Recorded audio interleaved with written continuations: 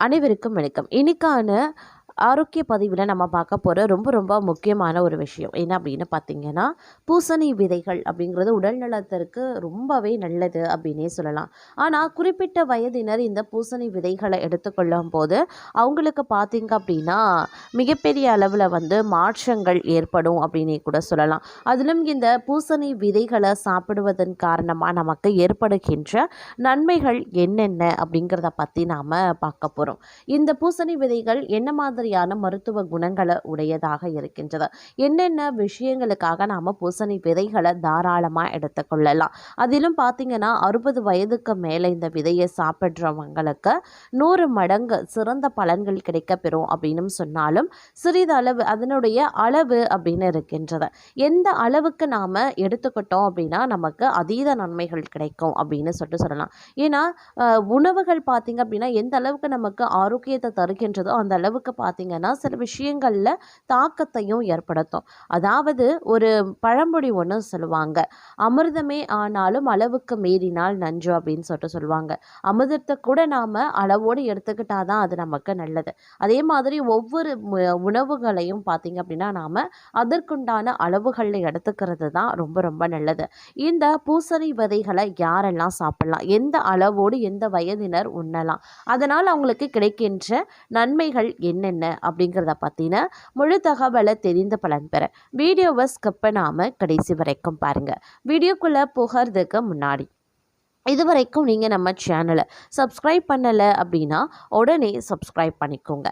அப்படியே பக்கத்தில் இருக்கக்கூடிய நோட்டிஃபிகேஷனுக்கான பில் பட்டனையும் ப்ரெஸ் பண்ணிக்கோங்க. சரி நேயர்களே, வாங்க வீடியோக்குள்ளே போகலாம். 100 கிராம் பூசணி விதைகள் நமக்கு 600 கலோரிகளை கொடுக்குது. இதில் சராசரியாக 49.05 கலோரிகள் இருக்கின்றது அப்படின்னு சொல்லலாம். இதில் கொழுப்புகளும் இருக்கிறது.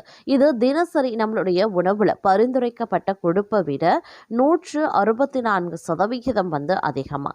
பூசணிக்காய் அப்படின்னு சொன்னாலே நம்ம அனைவருக்கும் அதனுடைய வித்தியாசமான தோற்றமும் திருஷ்டி சுற்றி உடைப்பது தான் ஞாபகத்துக்கு வரும். அப்படி தான் நம்ம சுற்றி இருக்கிறவங்க பழக்கப்படுத்தி வைத்திருக்காங்க.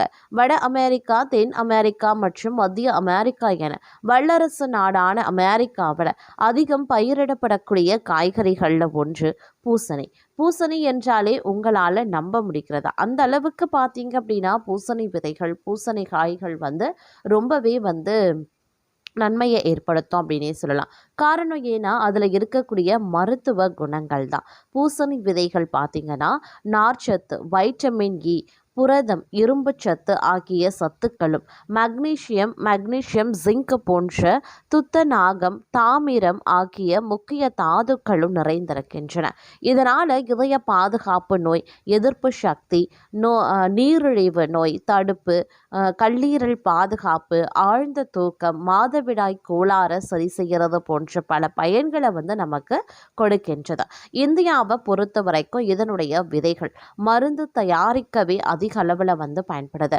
ஆனால் அமெரிக்கா, ஐரோப்பா, ஆப்பிரிக்கா ஆகிய நாடுகளில் இவற்றை உணவிலேயும் முழு அளவில் சேர்க்கிறாங்க. ஆனால் இந்தியர்களும் இதனை பயன்படுத்துவது அப்படிங்கிறது அரிதான விஷயம்தான்.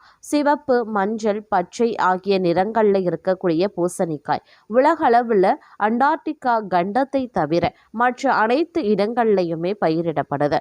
பலரும் பூசணிக்காயை சமைக்கும் போது அதனுடைய மருத்துவ குணங்களை அறியாமல் அதன் விதைகளை அப்படியே வழித்தெடுத்து வெளியே கொட்டி விடுவாங்க. இப்படியான மருத்துவ மகிமை கொண்ட பூசணி விதையில் சில சிக்கல்களும் நிறைந்திருக்கிறது. அது மட்டும் இல்லாமல் பூசணி விதைகளை உண்பதால் ஏற்படும் முதன்மையான பக்க விளைவுகளை குறித்து இப்போ நாம் பார்க்கலாம்.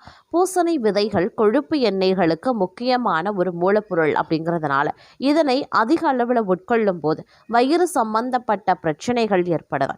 எதனையுமே அளவாக உண்பது சிறந்தது என்பதற்கு ஏற்றது போல இதனை சாப்பிட்ட அளவை தாண்டி உட்கொள்ள வேண்டியது ரொம்பவே முக்கியம்.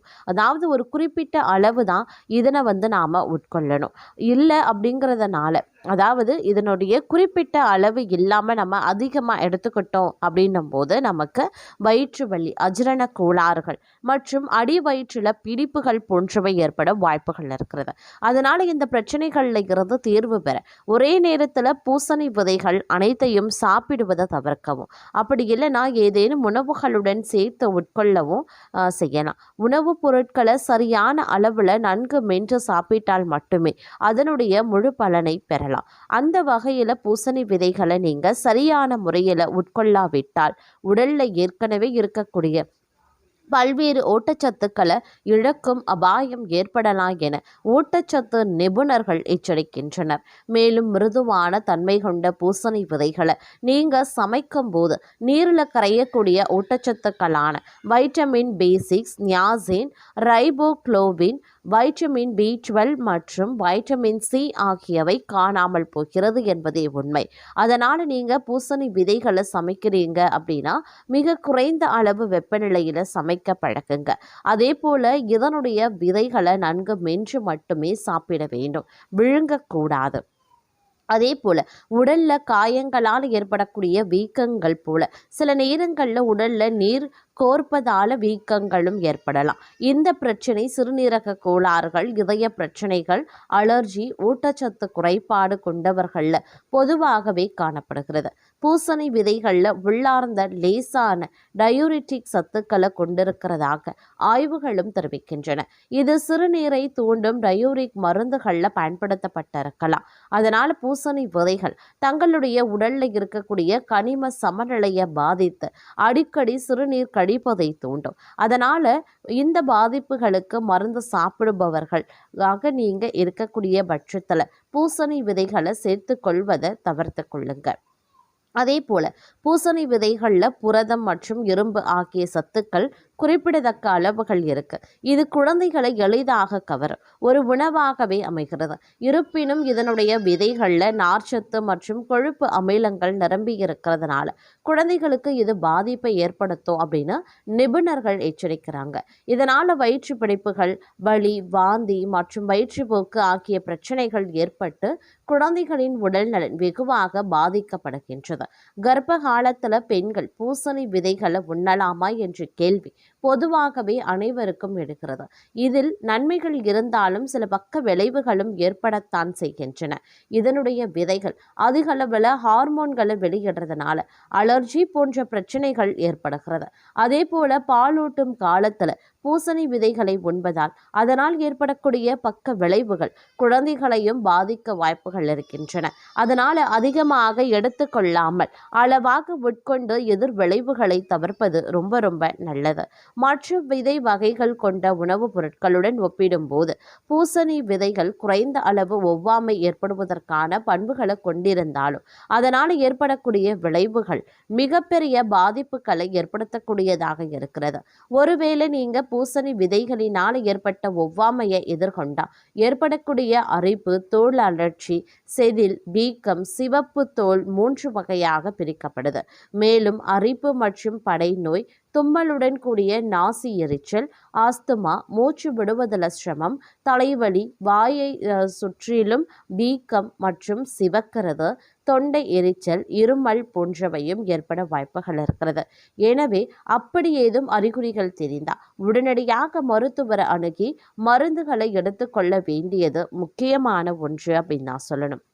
அதே நேரம் 60 வயதிற்கு மேற்பட்டவங்க பூசணி விதைகளை அளவோடு உட்கொள்ள வேண்டுங்க. அளவோடு நீங்கள் பூசணி விதைகளை உட்கொள்ளும் போது அது அதீத நன்மைகளை உங்களுக்கு வழங்கும். அளவுக்கு மீறி நீங்கள் பூசணி விதைகளை உட்கொள்ளும் போது அது பக்க விளைவுகளை அதிகரிக்க செய்யும் அப்படிங்கிறதையும் நினைத்து கொள்ளுங்க.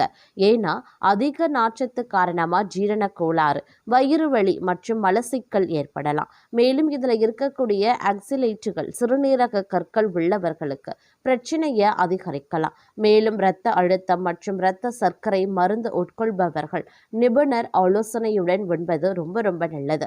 ஜீரண கோளாறுகள், அதிகப்படியான நார்ச்சத்து, வயிற்றுப்போக்கு அல்லது கடுமையான வயிறு வலி மற்றும் வாயு தொல்லையை உண்டாக்கும். பூசணி விதைகளில் இருக்கக்கூடிய அதிகப்படியான ஆக்சிலேட்டுகள் சிறுநீரக கற்கள் உருவாக்கக்கூடிய அபாயத்தையும் அதிகரிக்கலாம். ஏற்கனவே கற்கள் உள்ளவர்கள் கண்டிப்பாக தவிர்க்க வேண்டும். அரிதாக இது ஒரு அரிப்பு, வீக்கம், குமட்டல் போன்ற அலர்ஜியையும் ஏற்படுத்தலாம். இரத்த அழுத்தத்தை குறைக்கும் மாத்திரைகள் மற்றும் இரத்தத்தை மெலிதாக்கும் மருந்துகளை உட்கொள்பவர்கள் பூசணி விதைகளை அதிகமாக சாப்பிடுவது நல்லது கிடையாது.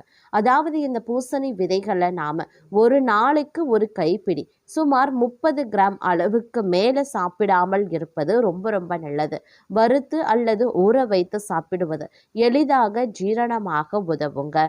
அதனால பூசணி விதைகளை எந்த வயதினர் எடுத்துக்கொண்டாலும் அதற்கு நீங்கள் 30 கிராம் அளவில் ஒரு கைப்பிடி அளவு பூசணி விதைகளை எடுத்துக்கொண்டாலே அதில் அதீத நன்மைகள் இருக்கிறது.